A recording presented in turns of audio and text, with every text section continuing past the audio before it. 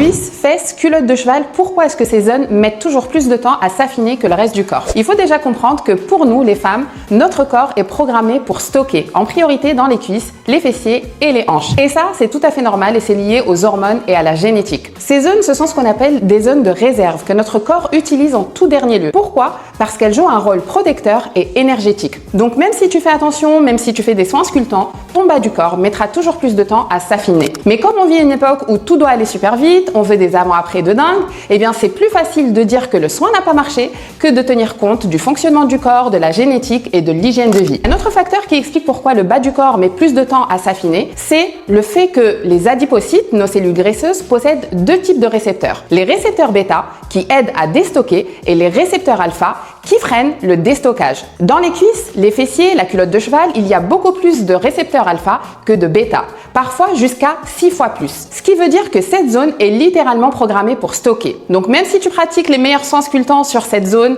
la réponse reste plus lente que sur le ventre par exemple. Enfin, un autre point important qui va ralentir les résultats, c'est la circulation. Et oui, le bas du corps est une zone où la circulation, surtout lymphatique, est naturellement plus ralentie. D'abord parce que c'est la partie la plus éloignée du cœur. Donc le retour veiно-lymphatique doit remonter contre la gravité. Mais aussi parce que ces zones sont riches en tissus conjonctifs et en graisse, ce qui va comprimer un peu plus nos vaisseaux lymphatiques. Et comme la circulation lymphatique dépend beaucoup du mouvement, des contractions musculaires, de la respiration et qu'on bouge beaucoup moins qu'avant, eh bien la lymphe stagne plus facilement. Et quand ça stagne, eh bien l'eau, les déchets cellulaires mettent beaucoup plus de temps à s'éliminer, ce qui ralentit naturellement les résultats de nos soins. Donc pour toutes ces raisons physiologiques, mais également dépendantes de la génétique, de l'hygiène globale, tu comprends pourquoi les soins drainants comme sculptants mettent un peu plus de temps à donner des résultats souhaités sur le bas du corps. Mais rassure-toi, c'est totalement normal. Ça respecte tout simplement la logique de ton corps. Maintenant que tu sais tout ça, voici mes petits conseils pour accélérer les résultats. Il faut mettre en place des routines simples au quotidien.